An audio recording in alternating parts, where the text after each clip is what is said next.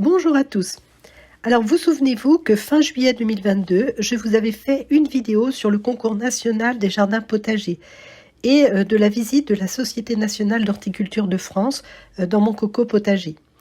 Eh bien, courant octobre, j'ai eu le plaisir de recevoir mon invitation à la remise des prix et de découvrir que j'étais lauréate de ce concours. Donc aujourd'hui, je vous propose de découvrir du petit bout de ma lorgnette les quelques moments forts de cette remise des prix. Alors la SNHF se situe rue de Grenelle à Paris dans le 7e arrondissement. Donc à notre arrivée, le traditionnel café d'accueil nous attend et nous pouvons commencer à prendre connaissance des lieux. Expo de curcubitacées, livres sur les jardins, les potagers, une sorte de caverne d'Ali Baba. Maintenant, je vais essayer de vous donner un aperçu des différents jardins potagers lauréats de ce concours, catégorie par catégorie, avec un court descriptif.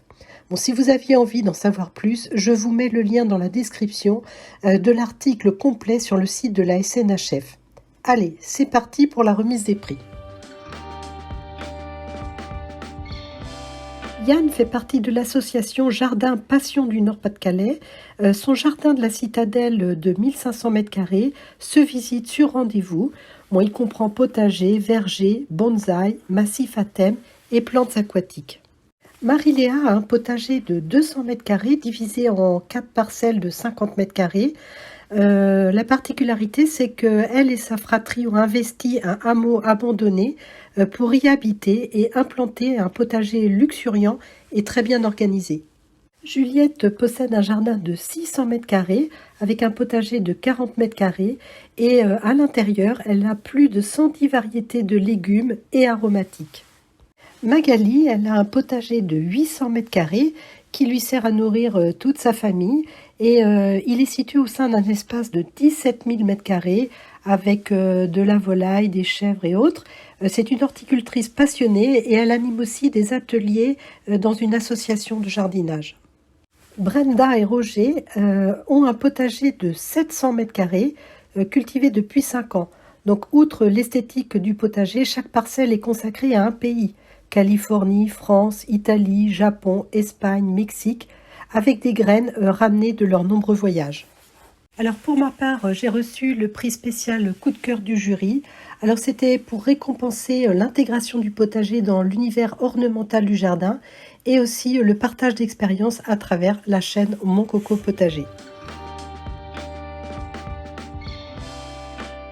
Florent s'occupe d'un potager de 150 m² au sein de jardins familiaux qui sont gérés par Jardinot. Sa devise, cultiver la vie et tout laisser pousser. Ceci dans le cadre de la permaculture, de l'électroculture, et ceci pratiqué depuis 2015. Maryse fait cohabiter en abondance fleurs et légumes dans son potager familial, géré par Jardinot. Son potager fait 176 m².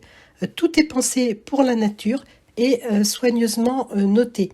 Donc elle aide aussi les particuliers à créer leur propre jardin et sensibilise les jeunes au jardinage dans les écoles.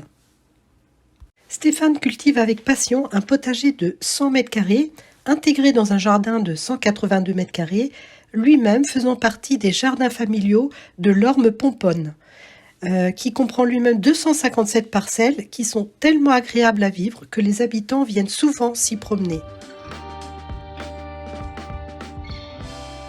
Florence, enseignante pendant 25 ans en écologie, physiologie végétale, est une botaniste de terrain à travers la création et l'entretien depuis 18 ans d'Herbarius. Le domaine fait 3 hectares, dont environ 3000 m² sont cultivés en potager aux nombreux thèmes.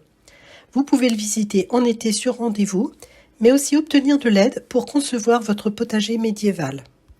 Le château de Valmer abrite un potager conservatoire de 10 000 m² de style Renaissance.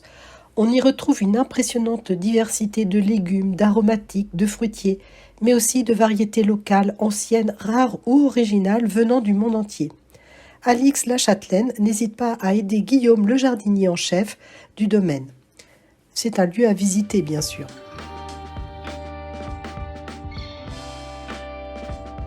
Nicolas, ancien ingénieur chez Airbus, s'est orienté depuis 20 ans vers le maraîchage et la ferme pédagogique.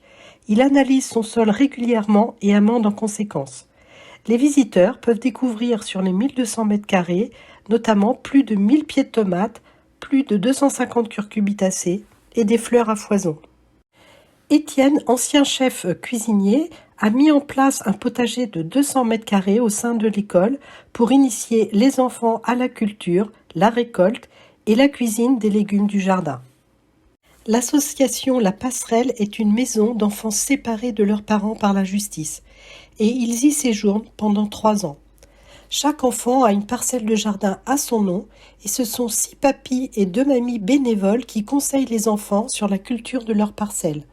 Un moment très émouvant car une partie des enfants était là. Ils ont également reçu l'ordre du Romarin. Chantal a réhabilité le potager abandonné de la maison Saint-Paul et en un an, il est devenu un terrain d'apprentissage pour les enfants du catéchisme, les salariés et les étudiants. Ce potager pédagogique situé dans le Jardin des Plantes de Montpellier est animé par Jean-François, dit Jeff, qui se passionne pour le partage de ses connaissances en permaculture, la rotation, les associations et la polyculture.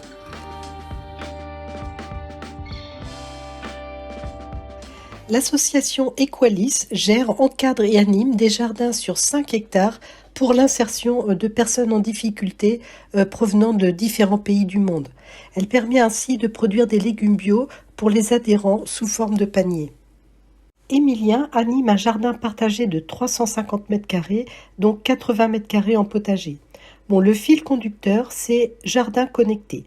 Donc station météo connectée, arrosage automatisé, serre-dôme géodésique, panneaux solaires, et tout ça permet aux jeunes citadins de se connecter à la Terre.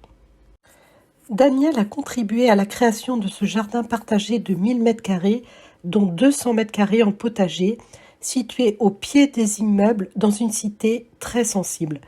C'est du coup un havre de paix qui contraste avec le béton environnement et il permet aux différentes populations gitanes, arabes, françaises de se retrouver dans un lieu apaisant.